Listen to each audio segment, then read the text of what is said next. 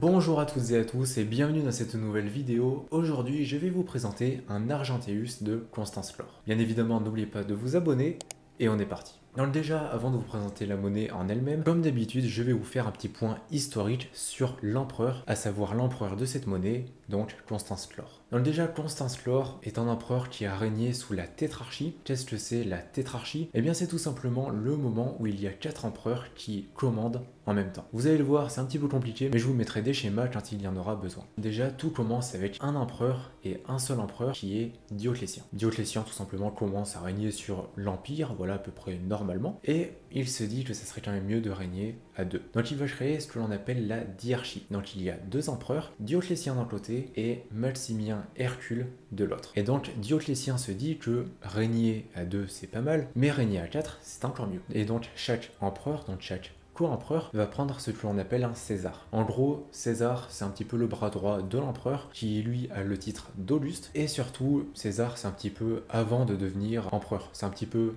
le prince et le roi. Voilà, je simplifie totalement, hein, mais c'est à peu près ça. Donc Dioclétien va tout simplement prendre comme César Galère et Maximien Hercule va prendre comme César Constance Flore. Ce qui donne 2 duos d'empereurs et chaque duo va régner sur une partie de l'Empire. À savoir Dioclétien et Galère vont régner sur l'Orient, donc l'Empire romain d'Orient, et Maximien Hercule et Constance Flore vont régner sur l'Empire romain d'Occident. Donc ainsi les années passent. Bon voilà, c'est des années romaines, hein, donc tout n'est pas rose non plus, hein, bien évidemment. Et à un moment donné, Dioclétien se dit en 305, je vais abdiquer. Et donc il abdique. Et en abdiquant, eh bien il force également Maximien Hercule à abdiquer. Voilà, dites-vous bien que Dioclétien ça a toujours été le mec qui souhaitait un petit peu contrôler toutes les choses et qui forçait un petit peu tout le monde à faire ses 4 volontés. Donc ainsi Dioclétien et Maximien Hercule abdiquent. Et donc Constance Flore et Galère, qui étaient les Césars, deviennent Auguste et donc deviennent empereurs. Donc ils sont tous les deux co-empereurs, chacun à sa partie de l'Empire, et ils sont forcés, bien évidemment par Dioclétien, à prendre un co-empereur, donc un César. Et donc, ce qui concerne Constance Flore, eh bien lui, il va devoir prendre Sévère, ou également appelé Sévère II, sauf que Constance Flore, en fait, il avait un fils qui s'appelle Constantin, ce qui doit vous dire quelque chose, parce que plus tard, ça deviendra Constantin Ier. Et donc, Constance Flore, lui, il aurait bien voulu être avec son fils, sauf que Dioclétien ne le souhaitait pas, et donc il a plus ou moins forcé Constantin à vivre avec Galère, donc le co-empereur de Constance Flore. Ça fait beaucoup de noms, je suis désolé, mais du coup, il a forcé le fils de Constance Flore à vivre avec Galère, histoire de le tenir éloigné de son père, parce que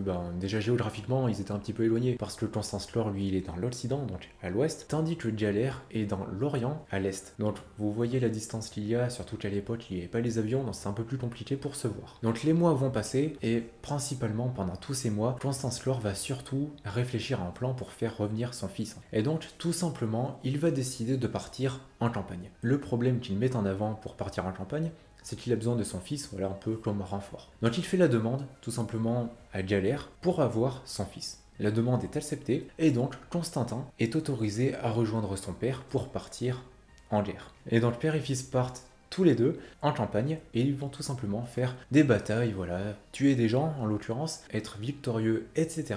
Jusqu'au jour, au bout de quelques mois, où Constance Flore va malheureusement mourir d'une maladie.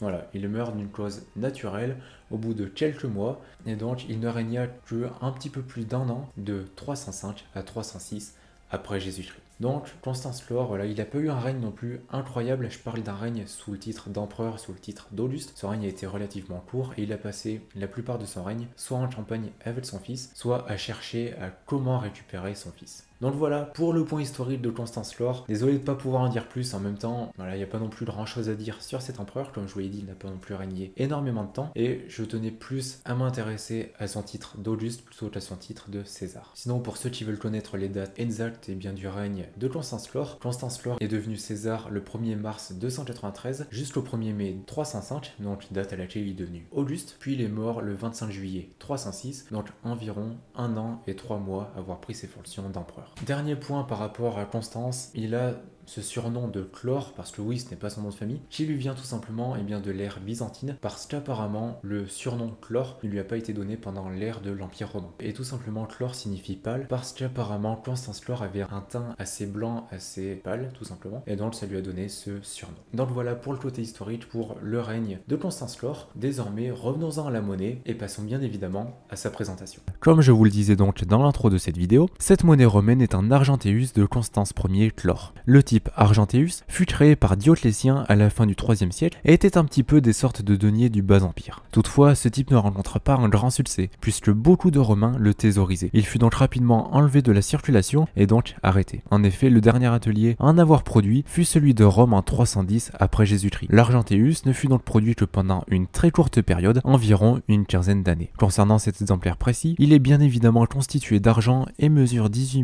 mm de diamètre pour 3,22 grammes. Sur son avers, on peut voir la tête laurée et barbue de Constance Ier Chlore. Les légendes sont Constantius Caesar, soit en français Constance César, et sur le revers, on peut voir une porte de camp surmontée de 3 tours. Les légendes sont Virtus Militum, soit en français la virilité des soldats. Pour finir, on peut voir sous la porte la marque d'atelier ANT ainsi que la lettre H à droite de la porte pour indiquer que cette monnaie fait partie de la 3e émission frappée à Antioche. Enfin, pour acquérir une monnaie similaire, il faudra compter 500 €.